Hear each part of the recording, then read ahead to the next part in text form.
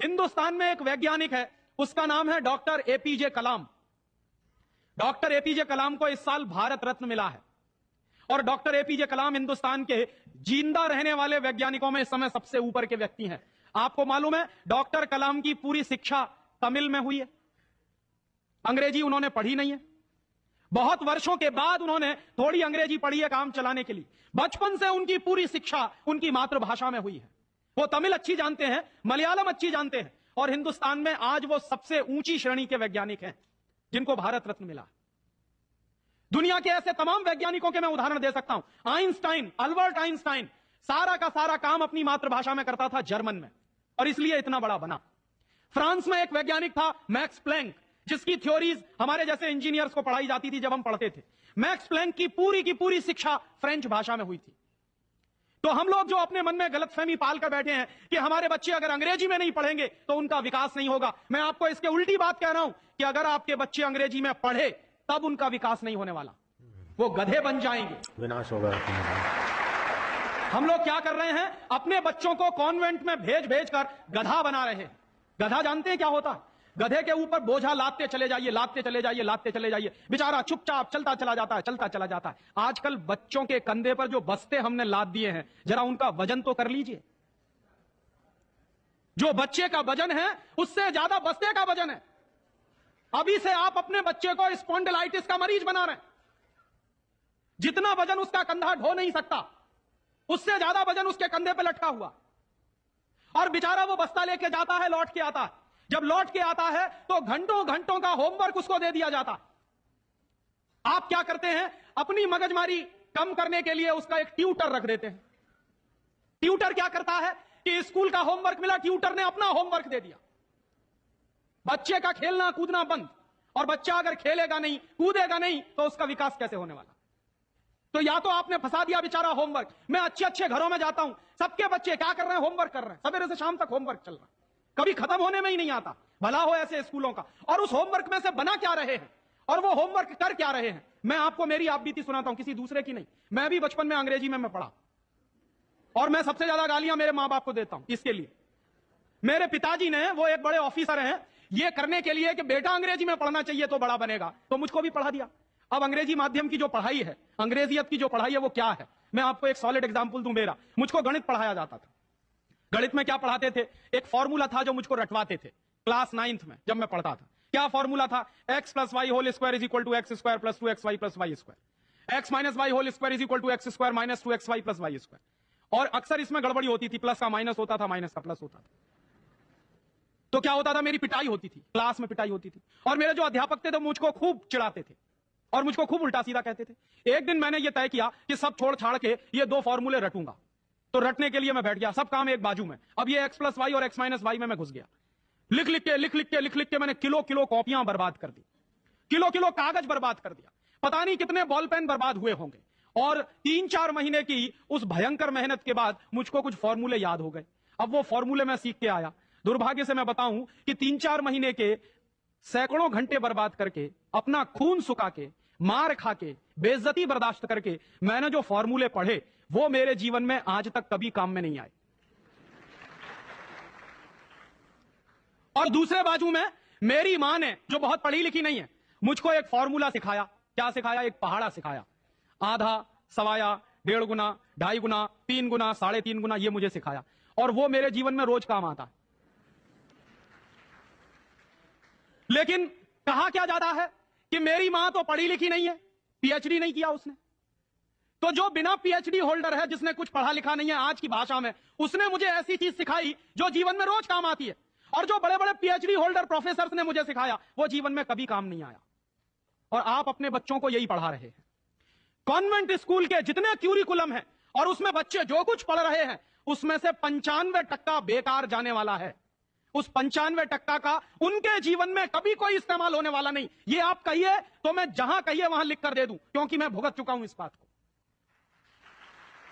और वो जो 95% आप पढ़ा रहे हैं, आपके बच्चे के अगर काम नहीं आने वाला है, तो उसके लिए आप लाखों रुपए बर्बाद कर रहे हैं, करोड़ों घंटे बर्बाद कर रहे हैं। उस बच्चे का मन मस्तिष्क आपने दबा दिया है होमवर्क के नीचे। झूठी शान और प्रतिष्ठा में आप अपने बच्चों को गधा नहीं बना रहे हैं तो क्या बना रहे हैं? तो आप पूछेंगे क्या करें, तो मैं आपसे एक बुद्धिमानी की बात निवेदन करना चाहता हूं। वो निवेदन यह करना चाहता हूं कि जितनी जल्दी हो अपने बच्चों को इन कॉन्वेंट स्कूलों में से बाहर निकाल लीजिए। और बढ़िया बात है। ये कॉन्वेंट स्कूल में इसलिए भी भेजना बंद करिए कि भारतीय संस्कृति में पिता सिर्फ एक होता है, लेकिन कॉन्वेंट स्कूल में एक फादर भी होता है। इस बात की गंभीरता को समझिए कि भारतीय संस्कृति में पिता एक ही होता है, लेकिन कॉन्वेंट स्कूल में जब बच्चे जाते हैं तो एक दूसरा फादर भी होता है। तो पिता के साथ यह फादर कहां से आ गया? और अगर पिता के साथ फादर आ गया तो पता नहीं क्या क्या आ जाएगा आपके घर में। हां, यह मैं चेतावनी के रूप में कह रहा हूं आपसे। यह सिर्फ इशारे से समझ लीजिए कि अगर बच्चे की पढ़ाई के साथ पिता के साथ फादर आया है तो और बहुत कुछ चला आएगा आपके बच्चे के संस्कार में। और कहीं ऐसा ना हो जाए कि आपके देखते देखते आपका बच्चा क्रिश्चियन ना बन जाए, ईसाई ना बन जाए। इसलिए मैं आपसे एक निवेदन तो यह करने आया कि जितनी जल्दी हो कॉन्वेंट स्कूलों से बच्चे निकाल लीजिए। और एक दूसरा निवेदन और करने आया हूं, जितनी जल्दी हो कॉन्वेंट स्कूलों को डोनेशन देना बंद करिए। हमारा हजारों हजारों रुपए का डोनेशन कॉन्वेंट स्कूलों में जाता। एक बच्चे का एडमिशन कराना है तो वो कहेंगे बिल्डिंग फीस दे दो, वो कहेंगे डोनेशन दे दो, वो कहेंगे इसकी फीस दे दो, उसकी फीस दे दो, और रोज रोज कोई ना कोई मांग चढ़ी ही रहती है। आज फलाना डे, आज धमाका डे, आज ये ले आओ, कल वो ले आओ। बर्बादी हमारी, माने हम हमारे दुश्मन को अपना पैसा दे रहे हैं। दुनिया में ऐसे बेवकूफ लोग मैंने कहीं नहीं देखे जो अपने दुश्मन को अपने घर का पैसा देते हो। आप जानते हैं कि कॉन्वेंट स्कूलों में से निकलने वाले बच्चे भारतीय संस्कृति के विरोधी होने वाले हैं और उनको यूरोप की संस्कृति सिखाई जा रही है। उसके लिए पैसा हम खर्च कर रहे हैं अपने हाथों से। तो भगवान के लिए, भारतीय संस्कृति को बचाने के लिए अपने बच्चों को कॉन्वेंट में से बाहर निकालिए और अपने बच्चों के नाम पर ये उनको जो डोनेशन दे रहे हैं आप कॉन्वेंट स्कूलों को, वो बंद करिए। और मैं आपको पूरे विश्वास से ये कहना चाहता हूं कि आपके बच्चे अगर मातृभाषा में पढ़ेंगे तो सबसे ज्यादा विद्वान बनने की क्षमता है उनमें। और ये क्यों है? दुनिया के सारे मनोवैज्ञानिक एक ही बात पर अब पहुंचे हैं, जो बात हमारे लोग बहुत पहले से कह गए। अभी यूरोप के लोग आज उस निष्कर्ष पे पहुंचे। क्या कहते हैं? बच्चा अगर मातृभाषा में पढ़ता है तो उसको जो सुविधाएं मिलती हैं, जो फायदा होता है, वो दूसरी भाषा में नहीं मिलती। जैसे उदाहरण के लिए मैं आपको बताऊं और आप इसको प्रयोग के रूप में करिए। आपकी मातृभाषा अगर गुजराती है और आप अपने बच्चे को गुजराती में पढ़ाइए तो कोई सवाल आप उसको दीजिए गुजराती में याद करने के लिए, जितनी जल्दी वो याद कर लेगा उस सवाल को, अगर वही सवाल आप अंग्रेजी में दीजिए उसको तो कम से कम 6 गुना समय लगेगा उसको। अगर वो 1 घंटे में गुजराती में कोई चीज याद करेगा तो 6 घंटे लगेंगे उसको अंग्रेजी में याद करने के लिए। और अंग्रेजी में भी उसको याद नहीं होगा, वो रटेगा पोपट की तरह से। जैसे पोपट होता है ना, रट लेता, वैसे ही रटेगा। और रटने के बाद क्या करेगा? इम्तिहान में लिख कर आएगा। इम्तिहान में लिख कर आया, उसके 2 दिन बाद पूछिए कि तुमने परसों क्या लिखा है, उसको कुछ याद नहीं। ऐसे ज्ञान का करेगा क्या वो? जो ज्ञान उसको 2 दिन भी याद न रहे, जो जानकारी उसको 2 दिन भी याद नहीं रहने वाली, उस जानकारी का वो अपने जीवन में करने वाला क्या है? और इसके दूसरी तरफ आप ये करके देख लीजिए, छोटी छोटी कहानी, छोटे छोटे किस्से, छोटी छोटी कथाओं के माध्यम से, मातृभाषा के माध्यम से आप उसको कोई बात सिखा दीजिए, वर्षों वर्षों जिंदगी भर उसको वो बात याद रहेगी। मुझे भी याद है, मेरी दादी मां ने कहानी के माध्यम से जो संस्कार मुझ में दिए हैं वो अभी भी मुझे याद है। लेकिन मेरे स्कूल में जो संस्कार मुझे दिए गए वो मैं भूल चुका हूं, क्योंकि विदेशी भाषा में मैंने लिए। तो ये खराब होता। और एक इसी के साथ एक आखिरी निवेदन कि अंग्रेजों ने जिस तरह से बर्बाद किया है भारतीय समाज को, कम से कम अब अगर हमको ये चेतना आती है तो इसको हम बचाएं। मुझे लगता है कि सबसे बड़ा काम और सबसे पहला काम कॉन्वेंट स्कूलों के बंद कराने का, और वो हम सब मिलकर ही कर सकते हैं, अकेला कोई नहीं करेगा। अगर हम सब कॉन्वेंट स्कूलों का बहिष्कार करने का संकल्प ले लें तो फिर से नए गुरुकुल खड़े हो सकते हैं। जो दान आप कॉन्वेंट स्कूलों को देते हैं वो दान अगर गुरुकुलों को मिलना शुरू हो जाए तो गुरुकुल चलने भी शुरू हो जाएंगे, उनको प्रतिष्ठा भी मिल जाएगी, उनको सम्मान भी मिल जाएगा। अगर हमारी गलती से बर्बादी आई है तो वो गलती आज हम सुधार लें।